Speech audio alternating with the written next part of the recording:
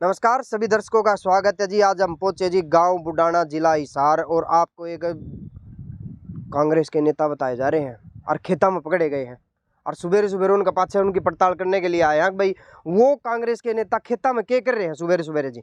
और उनके बारे में भाई नारनूंद के गांव सारे गोंडा में, सारे नारनूंद में चर्चा चल रही है कि भाई एक कांग्रेस का नेता है जिसने बड़े बड़े दावे कर दिए, बड़ी बड़ी नेताओं को उन्होंने नू कह दिया कि भाई मैं भी मैदान में हूँ, मैं भी मैदान में हूँ, और बड़े बड़े दावे कर दिए हैं। और देख लो एक बार कांग्रेस के नेता क्या करने लग रहे हैं, सवेरे सवेरे खेत में सरसम खाने लग रहे हैं और सरसों का साग और मक्के की रोटी जो आग्रह है और इन सवेरे सवेरे मिलने का मौका मिल गया है। नमस्कार जी डांडा साहब। नमस्कार जी।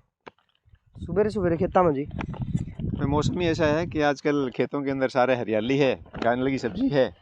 अच्छा जी। और इसलिए दिल कर जाता है कि सुबह मौसम बहुत अच्छा होता है तो खेतों के अंदर जाया जाए और देखी जाए कितनी हरियाली है हरियाणा के अंदर। देख रहे हैं आज चारों तरफ हरियाली हरियाली हो रही है। नहीं, आप हरियाली देख रहे हो, नारनूंद हल्का मनु हो रहा है, जो आगे आने वाले चुनाव है, चुनाव की तैयारियां में माहौल गर्म हो रहा है, आप हरियाली की तरफ जा रहे हो जी। देखो हम पूर्ण रूप से सक्रिय हैं।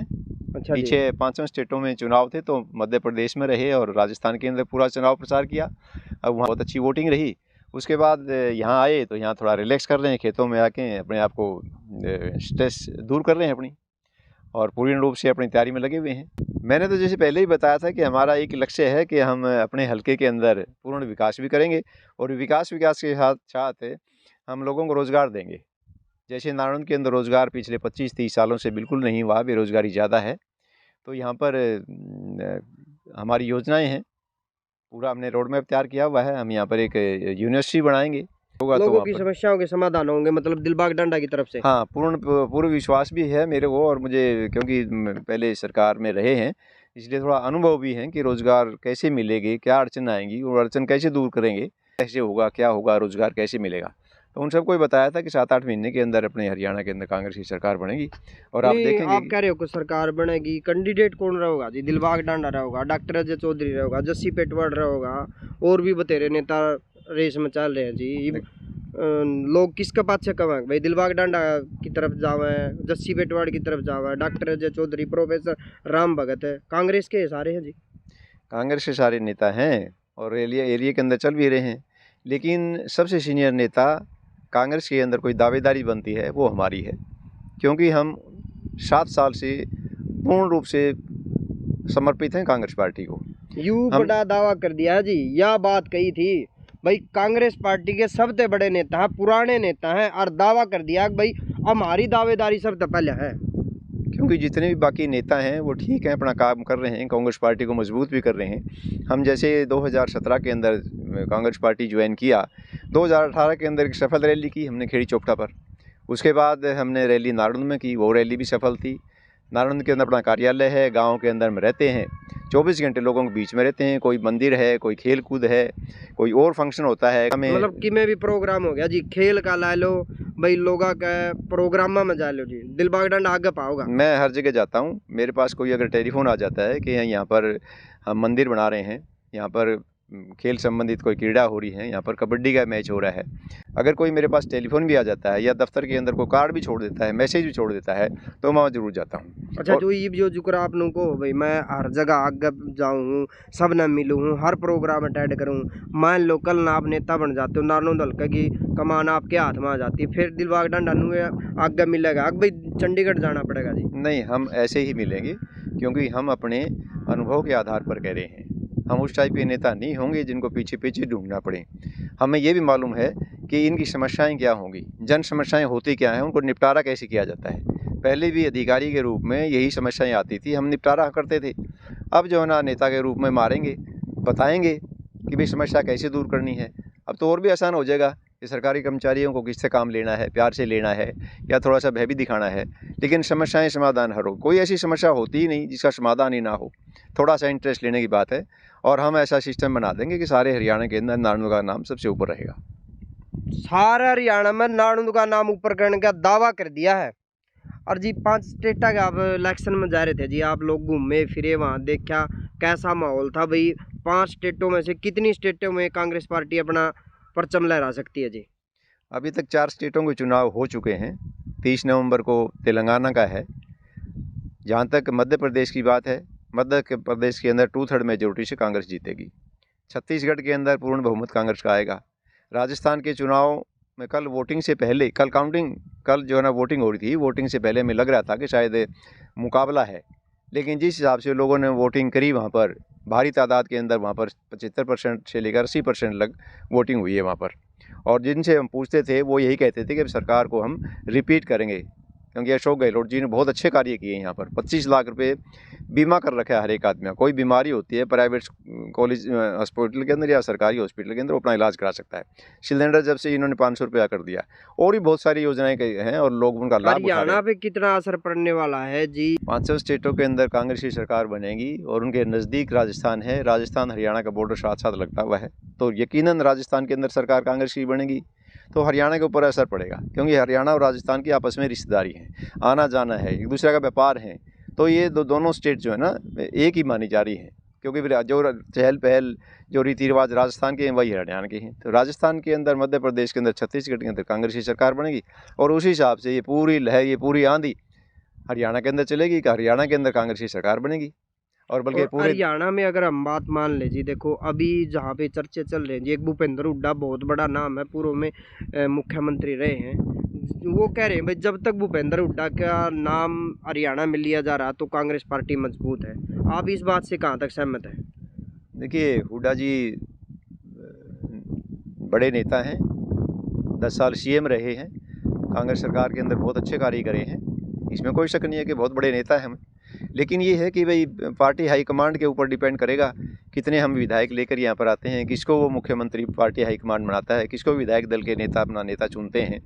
तो ये तो चुनाव के बाद ही थोड़ा सा पता लग पाएगा, क्योंकि और नेता जो रणदीप सिंह सुरजेवाला जी हैं, वो राष्ट्रीय स्तर के बहुत बड़े नेता हैं। जब भी कोई कांग्रेस पार्टी पर संकट आता है, चाहे कर्नाटका हो चाहे मध्य प्रदेश हो, उनको बुलाया जाता है उसी टाइम कि आप इसको कर्नाटका को संभालो। 2/3 मेजोरिटी आई, टिकट वितरण किया, कोई दिक्कत नहीं, इमीडिएटली उनको यहाँ पर बुलाया गया मध्य प्रदेश के अंदर, टिकट वितरण किया, कोई शोर शराबा नहीं, पूरा बहुमत के साथ वो जिताएंगे, आप देखेंगे 3 तारीख को। तो कांग्रेस पार्टी के अंदर बड़े कदावर नेता हैं रणदीप सिंह सुरजेवाला साहब, तो हमें लगता है कि वो हरियाणा के अंदर भी बागडोर संभालने के अंदर पूर्ण रूप से सक्षम हैं, तैयार हैं, उनका अनुभव भी है, 10 साल मंत्री भी रहे हैं, अभी वो राज्यसभा के सांसद हैं, महासचिव हैं, CWC के मेंबर हैं। कोई ऐसा पद नहीं जो पार्टी के अंदर जो उनके पास अभी तक नहीं रहा हो। तो हमें लगता है कि सारे नेता सक्षम हैं, और मुख्यमंत्री का चुनाव पार्टी हाईकमांड सोच समझ के देख कर ही करेगा। बीजेपी की जहाँ बात कर ली जाए जी, बीजेपी सरकार भी अपने दावे खूब ठोके हैं भाई, हमने बहुत सारा विकास करवा दिया, बहुत सारी योजनाएं ला के हरियाणा को दे दी है भाई, बीजेपी भी अपने दावे ठोक रही है जी। देखिए, बीजेपी का जनाधार अगर होता तो राजस्थान के अंदर जैसे उनका रीति रिवाज था, एक बार सरकार वो आती, दूसरी बार वो आती, तो वहीं पर कुछ कर लेते। वहाँ पर भी लोग बाग जो है ना नाराज़ थे कांग्रेस। हरियाणा के अंदर तो किसान आंदोलन हुआ, उसके बाद फिर पहलवान जंतर मंतर पर बैठे, दुकानदार, हर कोई आदमी परेशान है यहाँ पर। आंगनवाड़ी वाले वर्कर, सफाई कर्मचारी हर रोज़ स्ट्राइक करते हैं, किसी कोई सुनवाई नहीं है। अगर कोई बढ़ा दिया जाता है, मौके पर बोल दिया जाता है कि हम आपका तनख्वाह बढ़ाएंगे या आपको इंक्रीमेंट देंगे, तो सालों लग जाते हैं उसके अंदर, देते कुछ नहीं है, केवल कहते हैं।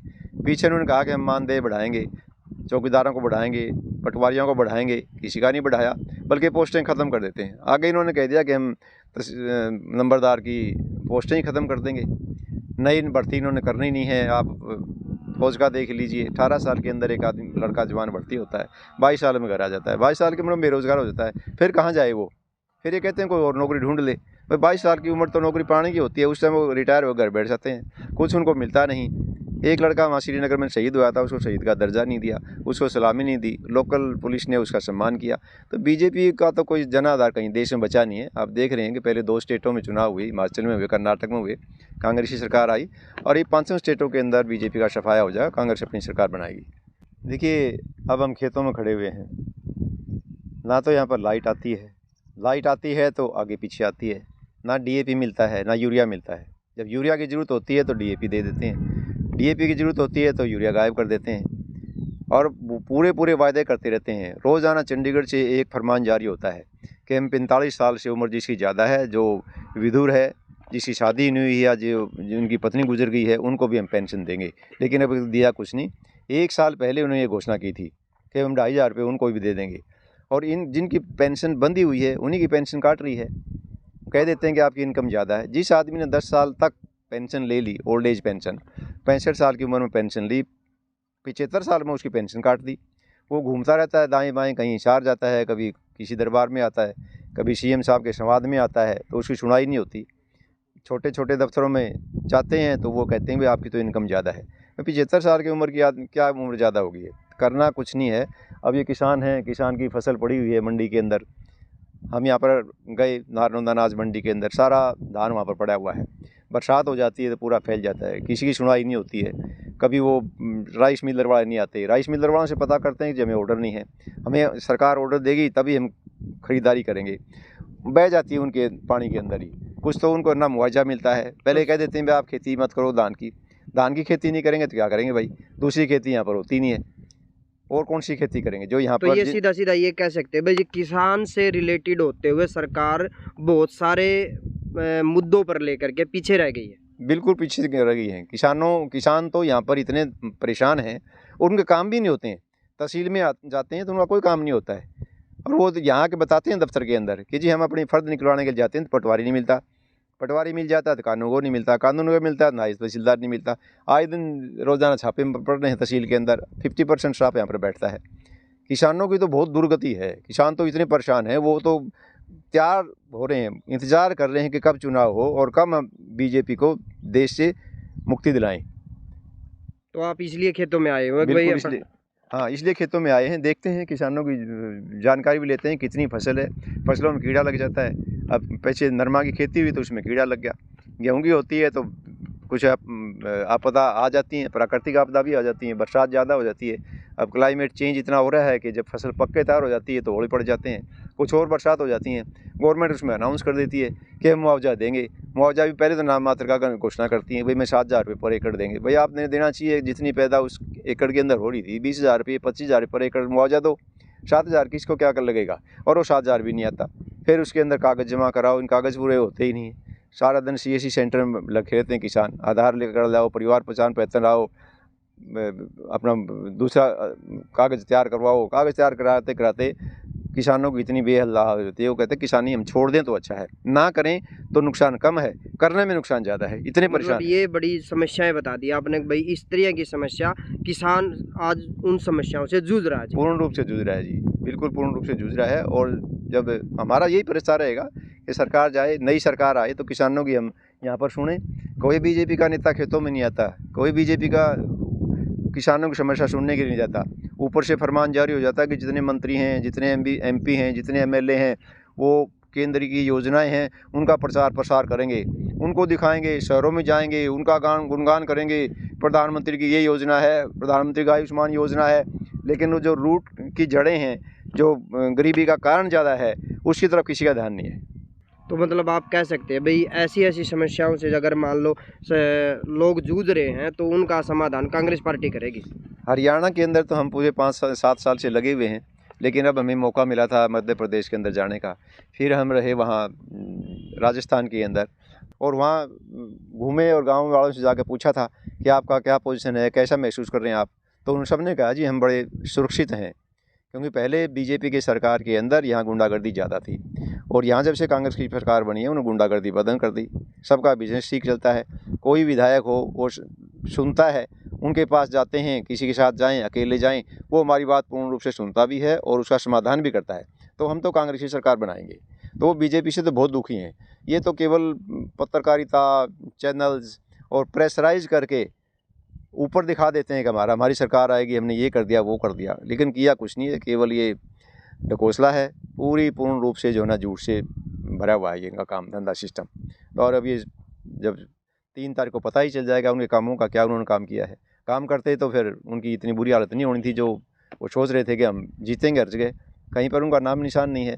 खुद प्रधानमंत्री और गृह मंत्री घूम रहे हैं पर्सनल लेवल पर। इतने बड़े बड़े नेता, कोई भी चुनाव होता है, चाहे लोकल म्यूनसिपैलिटी का चुनाव हो, विधानसभा का हो, मेंबर पार्लियामेंट का हो, और कोई उनका नेता ही नहीं है बीच में, कोई स्टेट लेवल का लीडर ही नहीं है। उनको भय होता है उनको उतारेंगे तो शायद हम हार ही जाएंगे, तो खुद ही छोटे छोटे चुनाव के अंदर भी खुद ही उतरते हैं। तो ये अपने आप में दर्शाता है कि इतने बड़े नेता छोटे चुनाव में आते हैं तो पोजीशन बीजेपी खराब है।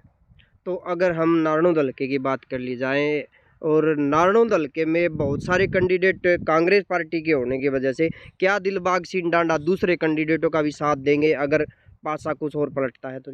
हाँ, ये तो मैं पहले भी कह चुका हूँ कि हम कांग्रेस पार्टी के वफादार सिपाही हैं और कांग्रेस का साथ देंगे, क्योंकि हम सबसे सीनियर आदमी हैं और नारायण में रहते हैं और पब्लिक हमारे साथ है, इसलिए हमारी दावेदारी 100% बनती है। और लेकिन फिर भी अगर पार्टी ने किसी और को टिकट दिया है तो हम उसका साथ देंगे, कांग्रेस पार्टी को जिता ही देंगे। हम कांग्रेस पार्टी के वफादार सिपाही हैं, कांग्रेस का राज लेकर आएंगे, लोगों की जन समस्याएं दूर करेंगे। मतलब सच्चे सिपाही वाला काम करोगे? सच्चे सिपाही वाला काम करेंगे, जिसको भी प्रत्याशी बनाया जाएगा उसका समर्थन हम करेंगे। तो हमारा दावा बनता है और बीजेपी को यहाँ पर हराएंगे, और बाकी और कोई दूसरा कैंडिडेट आता है तो उसका साथ देंगे हम। तो धन्यवाद जी आपका जी। थैंक यू जी, बहुत बहुत तो धन्यवाद आपने ये आपका भी। देखा जी, दिलबाग सिंह डांडा नारायण से कांग्रेस नेता, इन्होंने ऐसे ऐसे दावे कर दिए कि भाई नारायण की जनता खुशहाल हो जाएगी अगर इन दावों पर ये चलते हैं तो आप हमारे चैनल के साथ बने रहे, वीडियो को ज़्यादा से ज़्यादा शेयर करें, चैनल को ज़्यादा से ज़्यादा सब्सक्राइब करें। आपका धन्यवाद।